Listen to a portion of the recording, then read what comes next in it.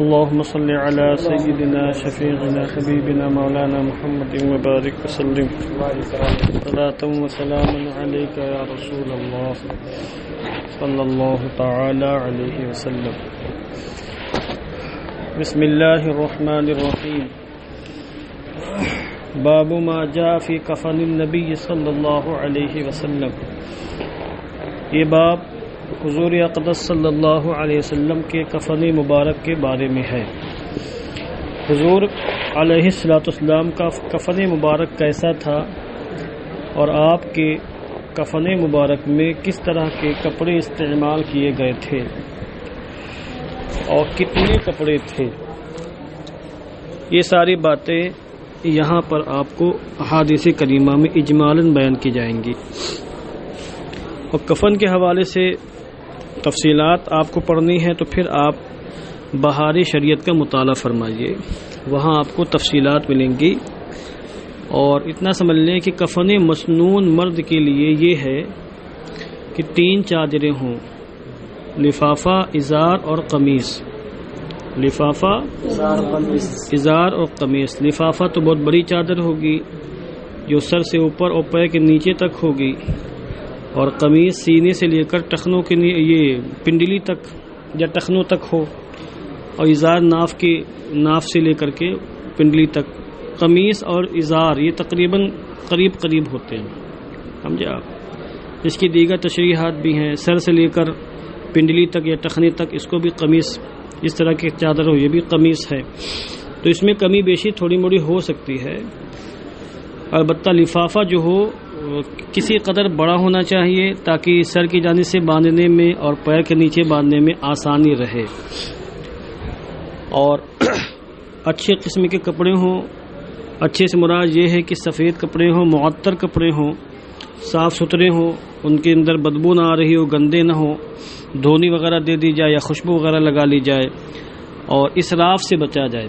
اوسط درجے کا کپڑا ہونا چاہیے، انتہائی گھٹیا کپڑے بھی نہ ہوں اور بہت ہی زیادہ اعلیٰ قسم کے کپڑے کی پیسہ اسی میں خرچ ہو جائے تو یہ بھی نہ ہو. اوسط درجے کا کپڑا ہونا چاہیے. تجہیز و تکفین میں میانہ روی پر عمل کرنا چاہیے، نہ کنجوسی بخالے سے کام لے اور نہ ہی فضول خرچی اور اسراف سے کام لے. اب یہاں پر آپ دیکھیے حدیث پاک. پہلی حدیث پاک، حدثنا ابو بکر بن ابی شیبہ حدثنا حفص بن غیاث عن ہشام بن عروۃ عن ابیہ عن عائشۃ ان النبی صلی اللہ علیہ وسلم کفن فی 3 اثواب بیض یمانیۃ.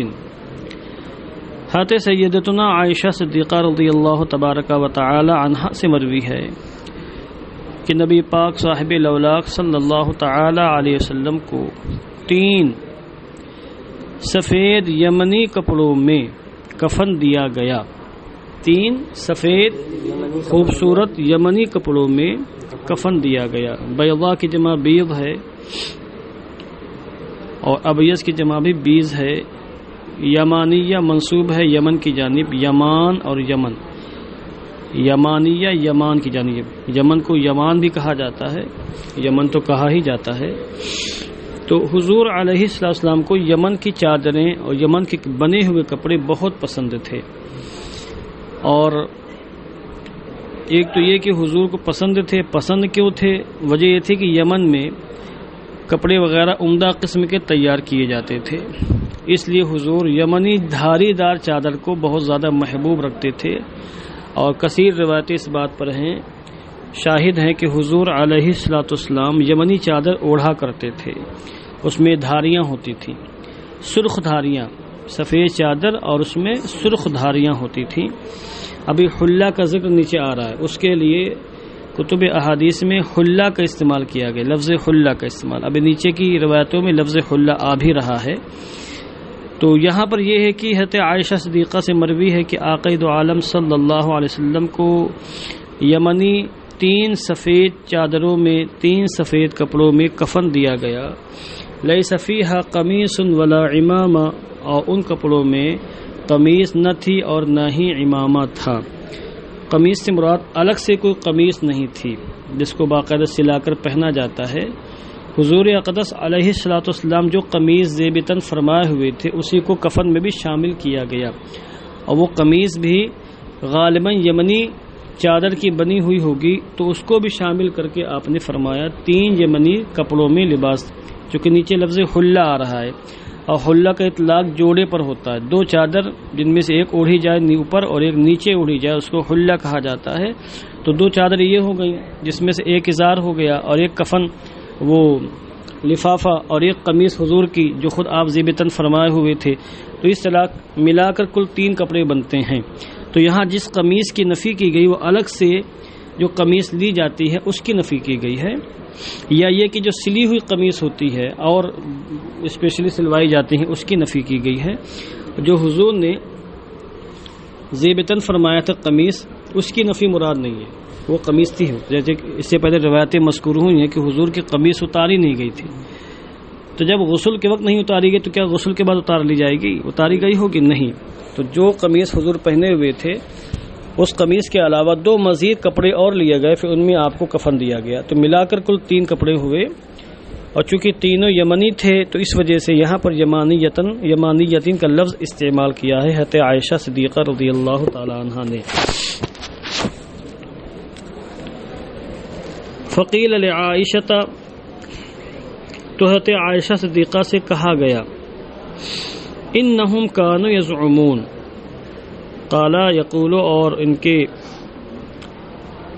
جو مشتقات ہیں ان کے بعد انا کا استعمال ہوتا ہے، انا کا نہیں۔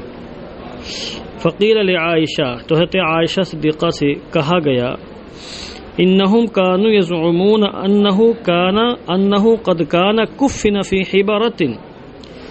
زعمو کا معنی ہے کہنا، گمان کرنا، یہاں پر قال یقولو کے معنی میں ہے، قال یقولو کے معنی میں زعما کا استعمال ہوتا ہے کہ لوگ تو یہ کہتے ہیں، تفسیرہ کرتے ہیں، یا یہ بھی ترجمہ کر سکتے ہیں لوگ یہ گمان کرتے ہیں، لوگوں کا ایک گمان ہے کہ حضور علیہ الصلوۃ والسلام کو دھاری دار چادر میں کفن دیا گیا، دھاری دار چادر۔ فقالت عائشہ، تو حضرت عائشہ صدیقہ نے فرمایا، جواباً ارشاد فرمایا، قد جاءوا ببرد حبرۃ، لوگ دھاری دار چادر لائے تو تھے، فلم یکفنوہ، مگر غسل دینے والے حضرات نے، نفوس قدسیہ نے آپ کے کفن کے لیے اس دھاری دار چادر کا استعمال نہیں فرمایا، خالص سفید کپڑے آپ کے کفن مبارک میں استعمال کیے گئے۔ اس لیے مستحب یہ ہے کہ سفید کا انتخاب کیا جائے، اور حضور نے سفید کی تعریف کی ہے، سفید کپڑا پہنا ہے، اس کی تعریف کی ہے، ابھی نیچے روایتیں آ رہی ہیں، اور میں سمجھتا ہوں کہ یہ مسئلہ اتنا معروف و مشہور ہے کہ عوام یہاں تک سمجھتی ہے کہ کفن میں سفید کپڑے کے علاوہ کسی اور کلر کا کپڑا استعمال کرنا درست ہی نہیں ہے، ناجائز ہے، وہ یہاں تک عوام سمجھتی ہے، اتنا معروف و مشہور یہ مسئلہ ہے۔ تو کچھ چیزیں جب بہت زیادہ معروف ہو جاتی ہیں اور جن پر امت کا تسلسل کے ساتھ عمل ہوتا ہے تو بعض لوگ لا علمی کی بنیاد پر انہیں ضروری اور واجب سمجھنے لگ جاتے ہیں۔ بہرحال ضروری نہیں سفید ہونا، مگر مستحب اور بہتر یہی ہے کہ سفید کفن ہونا چاہیے، اور کفن لینے جائیں بھرے آپ کچھ نہ کہیں، صرف کہیں کفن کا کپڑا چاہیے، سفید ہی لا کے دے گا آپ کو، کوئی کلر کا رنگین کپڑا آپ لا کر آپ کو نہیں پیش کرے گا۔ تو حضور نے حضرت عائشہ صدیقہ تردید کی اور کہا کہ نہیں، دھاری دار یمنی چادر نہیں تھی، یمنی لباس تو تھا، یمنی کپڑے تھے، مگر وہ دھاری دار نہیں تھے، سفید تھے، پیور سفید تھے۔ حدثنا محمد بن خلف العسقلانی حدثنا عمرو بن ابی سلمہ قال هذا ما سمعت من ابی معید۔ اب محمد بن خلف عسقلانی کہتے ہیں ہم سے عمرو بن ابو سلمہ نے حدیث بیان کی، وہ کہتے ہیں هذا ما سمعت من ابی معید، یہ وہ ہے جو ہم نے ابو معید سے سنا تھا، یعنی جو حدیث میں سند بیان کر رہا ہوں، جو حدیث میں بیان کر رہا ہوں اس کی سند یہ ہے کہ میں نے اسے ابو معید حفص بن غیلان سے سنا، اور وہ سلیمان بن موسیٰ سے روایت کرتے ہیں، وہ حضرت نافع سے، اور وہ حضرت سیدنا عبداللہ بن عمر رضی اللہ تبارک و تعالی عنہما سے روایت کرتے ہیں، قال، آپ نے فرمایا، کفن رسول اللہ صلی اللہ علیہ وسلم فی ثلاث ریاط بیض سحولیۃ، ریطہ کی جمع ریاط ہے، اور ریاط کہتے ہیں نرم کپڑوں کو، ہلکے اور جو نرم کپڑے ہوتے ہیں ان کو ریاض کہا جاتا ہے۔ 20 یہ لفظ اوپر مذکور ہو چکا ہے۔ سحولیہ المنصوب الی سحول، سحول یمن کے ایک گاؤں کا نام ہے، وہاں کے جو کپڑے ہوتے ہیں ان کو سحولیہ کہا جاتا ہے، تو یہاں پر سحولیہ کہا گیا ہے۔ اب ترجمہ اس کا سماعت فرما لیں۔ حضرت عبداللہ ابن عمر فرماتے ہیں کہ رسول پاک صلی اللہ علیہ وسلم کو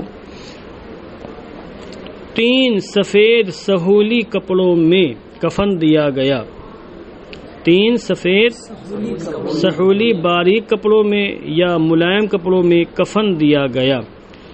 اب ایک سحول کا معنی یہ بیان کیا سحول کی سحولیہ سحول کی جانب منسوب ہے، اور یمن کا یہ گاؤں ہے، یمن کا ایک قریہ ہے جہاں پر اچھے قسم کے کپڑے تیار ہوتے ہیں، اور ایک لغت اس میں سحول بھی ہے، سحول پڑھیں تو مراد سفید کپڑے ہو جائیں گے، تو یہ بیزن کی مزید تاکید ہو جائے گی۔ اوپر کی روایت میں اور نیچے کی روایت میں کوئی تضاد نہیں ہے، چونکہ اوپر فی ثلاثت اسواب بیض یمانیہ ہے، وہاں یمانیہ کی وضاحت ہے، اور یہاں پر فی ثلاث ریاط بیض سحولیہ ہے، تو سحول چونکہ یمن ہی کا ایک گاؤں ہے، یمن ہی کا ایک بستی۔ وعلیکم السلام۔ ہاں آئیے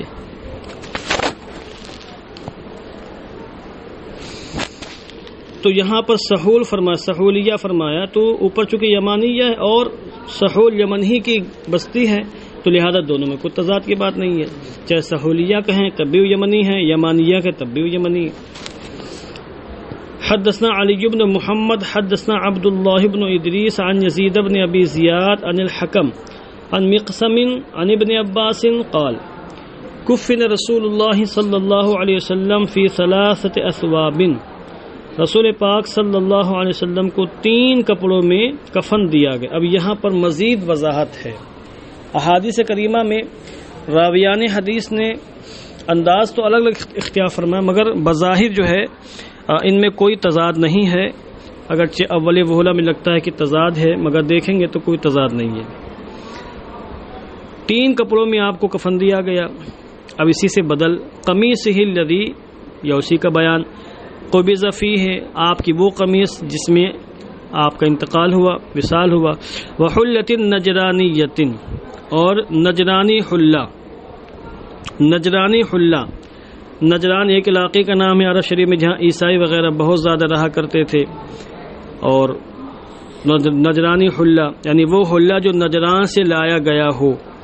اب یہاں پر حلہ کا استعمال ہوا ہے، میں نے ابھی آپ سے عرض کیا تھا کہ حلہ پورے جوڑے کو کہا جاتا ہے۔ 2 چادریں، اس زمانے میں چادروں کا استعمال بہت زیادہ تھا، ایک چادر اوپر اوڑھی جاتی، ایک چادر نیچے تہمن کے طور پر استعمال کی جاتی، اوپر والے کو قمیص کہا جاتا اور نیچے والی کو کیا کہا جاتا، ازار کہہ دیا جاتا، یا اسی کو تھوڑا سا قمیص نما بنا لیا جاتا تھا، پورا ایک لباس تیار ہو جاتا تھا۔ تو اب یہاں پر 3 کپڑے کون سے ہیں؟ ایک تو وہ قمیص جو آپ پہنے ہوئے تھے وصال کے وقت، جو جسم اقدس پر جو قمیص مبارک تھی اسی میں آپ کو کفن دیا، کہ اس سے پہلے بھی اس طرح کی روایتیں مذکور ہوئی ہیں۔ اس کے علاوہ مزید 2 چادریں اور لی گئیں جن کو حلۃ النجرانیہ سے تعبیر کیا گیا ہے، تو 3 کپڑے ہو گئے۔ تو اوپر بھی 3 کا ذکر ہے، مگر اوپر یمانیہ یا سحولیہ کے کلمات موجود ہیں، یہاں نجرانیہ کے کلمات موجود ہیں۔ یہاں آپ تطبیق اس طرح کر سکتے ہیں کہ اولاً وہ چادریں سحول سے یا یمن سے نجران آئیں، پھر وہاں سے خرید کر کے حضور کی بارگاہ میں پیش کی گئیں، تو ٹھیک نا، تو اس لیے نجرانیہ بھی کہہ دیا گیا کہ نجران سے وہ چادریں لی گئی تھیں، اور نجران میں وہ چادریں کہاں سے آئیں؟ یمن سے۔ تو اصل وہ چادریں جہاں تیار کی گئی تھیں، جہاں تیار کی گئی تھیں، کہیں بار روایتوں میں اس کا نام لے لیا گیا سحول کا یا یمن کا، اور پھر وہاں سے تیار ہو جانے کے بعد نجران آئیں، پھر جن لوگوں نے خرید کر یا تحفتاً لے کر حضور کی بارگاہ میں پیش کیا تو پھر نجران ہی کا نام لے لیا گیا، تو اس لیے یہاں بھی جو ہے تضاد نہیں ہے۔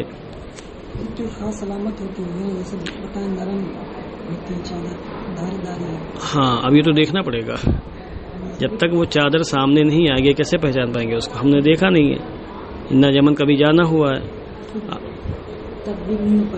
کیسے؟ ہاں کہاں میں نے دھاری دار چادر کو تو حبرہ کا میں نے معنی اوپر بیان کیا تھا، یہاں میں حلہ کا معنی صرف اور صرف جو ہے جوڑا کر رہا ہوں، میں نے یہاں دھاری دار کا استعمال کیا ہی نہیں ہے۔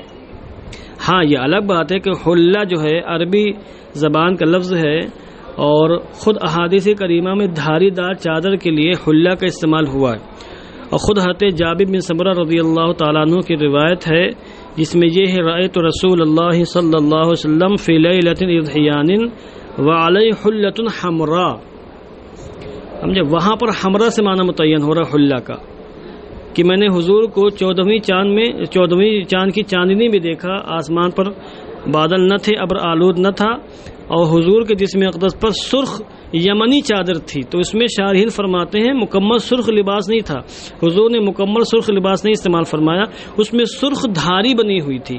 وہاں حمرا موجود ہے تو حلہ سے حمرا سے حلہ کا معنی متعین ہو رہا ہے، ٹھیک نا۔ یہاں پر حمرا تو ایسا کچھ ہے نہیں، یہاں صرف حلہ ہے، تو اس لیے اس کا ترجمہ یہاں پر صرف اور صرف کیا کریں گے، جوڑا کریں گے، نجرانی جوڑا، اور جوڑے میں 2 چادریں آ جائیں گے، تو ایک قمیص اور 2 چادریں حلہ میں داخل ہوئیں، اس طرح کل 3 کپڑے ہو گئے، تو کوئی تضاد نہیں ہے۔ یہاں اگر وحلۃ حمراء نجرانیہ ہوتا یا حلۃ نجرانیۃ حمراء کا لفظ موجود ہوتا تب آپ کہتے کہ اوپر سفید بیان کیا گیا اور یہاں پر سرخ، تو ایسا نہیں ہے۔ استعمال فرمائے حضور نے یمنی چادر دھاری دار استعمال فرمائی ہے، مگر کفن میں سفید ہی کپڑے استعمال کیے گئے۔ باب ما جاء فی ما یستحب من الکفن، یہ باب مستحب کفن کے بارے میں ہے۔ آئیے تشریف لائیے۔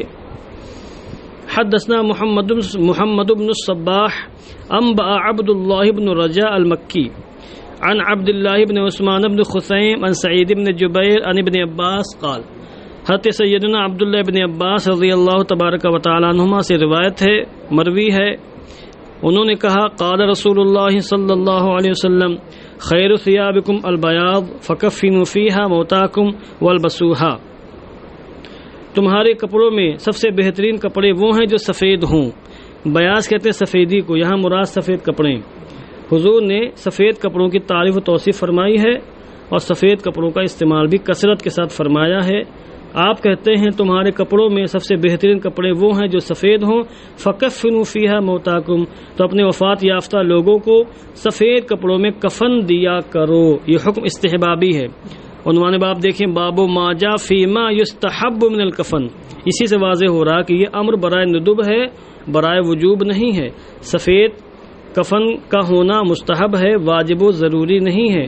والبسوہا، اور تم لوگ سفید کپڑے پہنا کرو۔ الحمدللہ آج میں سفید کپڑا پہنے ہوئے ہوں، ورنہ میں زیادہ تر رنگین ہی پہنتا ہوں۔ اللہ ہمیں سفید کپڑا خوب پہننے کی توفیق عطا فرمائے۔ تو حضور نے پہننے کا حکم دیا، یہ بھی امر برائے ندب ہے، ایسا نہیں کہ سفید کپڑا پہننا فرض یا واجب و ضروری ہے، امت مشقت میں پڑ جائے گی۔ حدثنا یونس بن عبد الاعلی حدثنا ابن وهب انبأ هشام بن سعد عن حاتم بن ابي نصر عن عبادة بن نسي عن ابيه عن عبادة بن الصامت ان رسول الله صلی اللہ علیہ وسلم قال خیر الکفن الحلہ۔ حضرت عبادہ بن صامت سے مروی ہے کہ اللہ کے رسول صلی اللہ علیہ وسلم نے ارشاد فرمایا سب سے بہترین کفن حلہ ہے، یعنی یمن کی چادریں جن میں ایک ازار ہو، ایک چادر اوپر اور ایک چادر نیچے، 2 چادروں پر حلہ کا اطلاق ہوتا ہے۔ تو انہوں نے فرمایا بہترین کفن حلہ ہے۔